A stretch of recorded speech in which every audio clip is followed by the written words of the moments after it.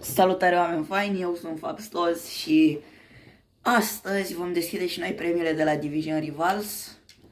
Iau această opțiune cu 4 pack-uri untradable. Confirm. Divizia 4 rank 1, n-am reușit să trec Divizia 5. Din păcate, nu Divizia 5, Divizia 3. Din păcate aia e Moș Crăciun și prietenii săi. Trecem mai departe. Îi dăm la store. Poate după aceste pack-uri mă mai bag la creație cu niște picuri. Dacă o să prind destule resurse. Îi dăm cu al doilea Prime Gold Players Pack.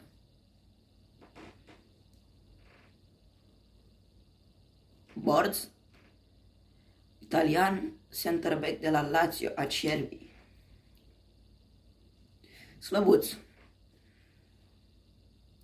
Sincer am și uitat să vă arăt echipa, fiindcă am făcut ceva upgrade-uri de la ultimul videoclip. De acum 2 săptămâni era și de așteptat. Da, tot cu Prime Gold Players Pack îi dăm. Da, non-boards. Ăsta intră la SBC ușor, Mazraoui. Ăștia intră foarte simplu la SBC.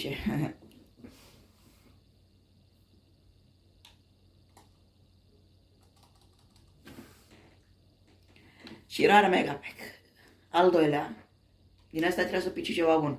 Presim că pică ceva bun. Da. Wacau mic. Englez. Right mid. Sancho. Moș Crăciun și prietenii săi. Hai că e bun. Ia untradable totuși, nu facem niciun ban pe el. Icardi, Bale, Stindl, Oscar, Sule, Martial, Diaby, Icone, Palinia. Camacho ăștia intră la SBC. Un Hawk, un Engine și un Glove. Dăm tot în club. Și din asta trebuie să vină ceva bun. Din mega pack-ul ăsta presim ceva super bun, ceva bombă. Da.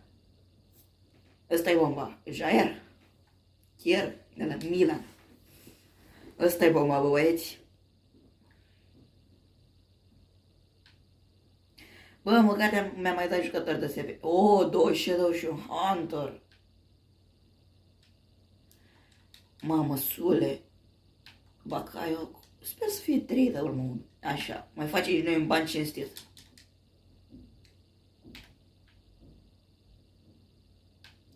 Oricum, pe Sule nu-l bag la Quixel, că n-are rost. Hai să arăt și echipa, fiindcă echipa noastră arată din ce în ce mai bine.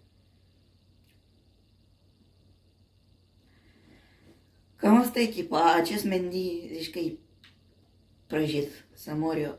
Am jucat și cu Honorable Mentions Mendy, care e foarte bun. Domnul Sar, domnul Cannavaro, de Line primit din Partybag. Bamba, cumpărat pentru a face campul de Line. Ăsta a primit din Future Stars Union Player Pick de acum o săptămână, cred. Are 69 de meciuri. Sar ăsta care e meh. Jorginho care e top. Calvert care deci că n-are un picior, dar în rest de goluri. De Klaubach nu mai zic. Stețuri foarte slabe pentru jucători de 88. Și de Cannavaro n-am zis nimic. Bă, e foarte bun, dar câteodată și asta și pierde un picior pe drum și nu mai poate să alerge. Aia, Moș Crăciun și prietenii săi. Bă, băieți, eu o să mă bag la niște player pick-uri și voi reveni. Bă, băieți, am și revenit cu vreo 4 player pick-uri. O să-i dau de la ultimul, după al doilea, după al treilea, după primul. Hai să vedem. Marco Asensio, decent față de că am băgat numai ideea de 82 maxim. E decent, hai al doilea. Rafinha și Dumfries. Ăsta dintre ele. Ăsta e la bun. Bă, dar au băfuit picurile astea, ia. Mamă. S-a scărcit ei să ne și mie un 84. Aia, nu știu ce și prietenii săi. Bă, băieți, cam atât și cu episodul de azi. Sper că v-a plăcut. Dacă v-a plăcut, nu uitați să dați un like. Legendar de important să dați un subscribe. Și cel mai important de pe planeta asta, să-mi dați un follow pe Insta la Fapstos24. Și cam atât. Ne vedem data viitoare. Pa!